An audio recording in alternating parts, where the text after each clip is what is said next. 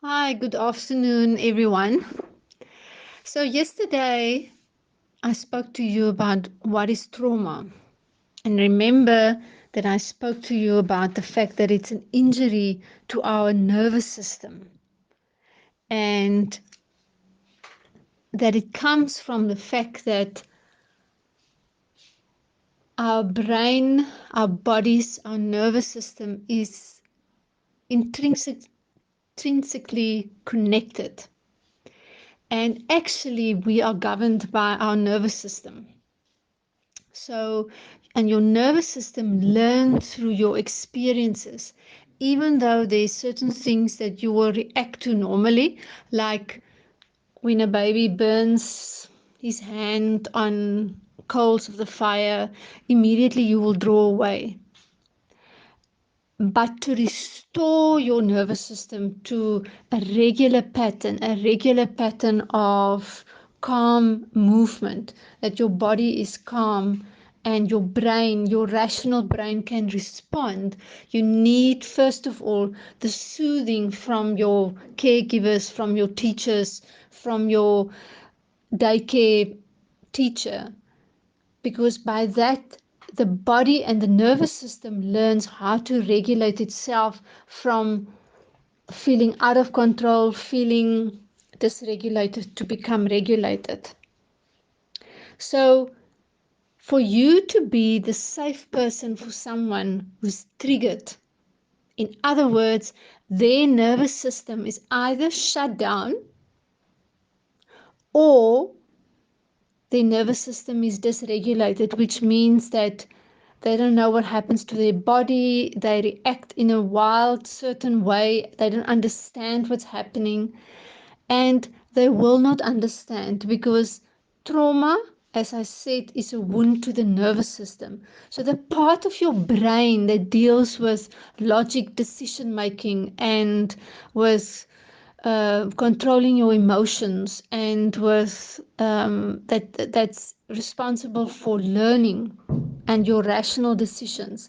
That part of your brain goes offline when you experience too much of the stress for the nervous system, because then it means that our stress hormones, which is cortisol and adrenaline, but especially cortisol, is working overtime. And the top part of your brain, which has got to do with decision making, with rational decision making, planning, keeping yourself calm, deciding what is the way forward, cannot function when there's an overload of cortisol, which means when your nervous system is out of sync, which means that the scale either tips to the one side, that you feel you want to just fight or flight, or it goes to the other side where you just go inside yourself and cut yourself off from the world. Now that you do in your nervous system happens subconsciously. It happens without you realizing it, but it works on memory. Your cells, your nervous system has got a memory. So that person that you find in a community or that comes to your door, and you can see their heart is racing, you can see that their palms are sweating, you can see that their pupils are dilated and they don't know where they are, you can see that they can't tell you what's happening. Something has happened to them that has triggered a memory in their nervous system of something similar that's happened in the past. And now their body is reacting a certain way.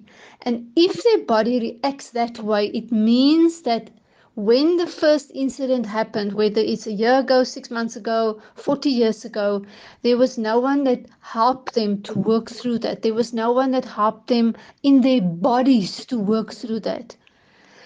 Because being a safe person for someone, you cannot talk them out of what's triggered them. You can't say to them, calm down. Can you hear me? Tell me what's happened. Because as I said, that part of their brain is not going to function now or not going to function well. What they need from you is a calmness with regards to how their body reacts, and that you don't judge, and that you understand that when you stay calm and your presence is calm, their bodies and nervous system will calm down. Then you can ask them, do you want me to know what's happened? Can I call anyone for you? So first of all, you need to understand your own triggers and your own body's reaction. You need to understand, what does my own body do when it gets triggered? And for that, I will advise that you do my more advanced 4-5 day trauma course. Because when you're comfortable with what your body does, so I'm advising all of you to start observing the symptoms of your body when you speak to people, when you're in certain circumstances. What does your body do? What is your body doing during the coronavirus epidemic? Maybe you've been in a domestic violent marriage like I've been before, and the lockdown situation might remind you of being with someone like that. It might sound like it's completely unrelated, but your experience in your body might be the same.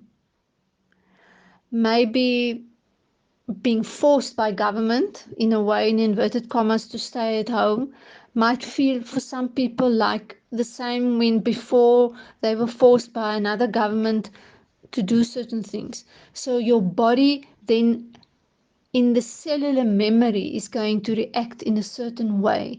Whether the threat is real for you and for that person, that's not the issue. Remember that when that person comes to you, they feel they've got no control, they feel helpless, they feel terrorized, and they do not understand maybe why their body is reacting away. It's not to try and make sense of it. Your role to be a safe person for them is to just be present and hold a space for them where they can find peace almost. So what I normally do is I ask people to stand or sit with their feet on the ground, with their hands on their lap, with their palms facing upwards. And then I ask them to breathe in and out deep with me for 3 times.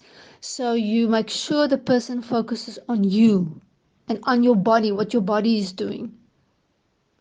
And then you say to them, give me 5 things that you can see. So you help them to focus on their senses. Give me 4 things you can hear. Give me 3 things you can smell. 2 things you can taste and 1 thing you can touch. Because immediately it helps the person to focus on the here and now, to be mindful. And in focusing on their senses, it calms the nervous system down.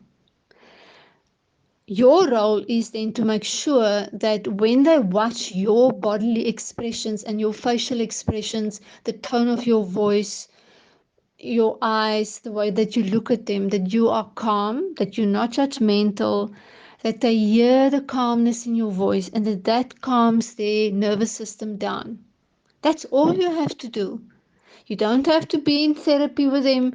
You don't have to take them through a long conversation, because once their nervous system can calm down, then they can say to you, oh, something has happened to me at home. I've seen something in my street. There was a shooting incident. My child just died, or my child disappeared. And then you can say, okay, what would you like me to do? But the first thing to be a safe person is to help them to immediately feel physically safe. That is all that your response should entail. I hope this makes sense to you. Have a good day.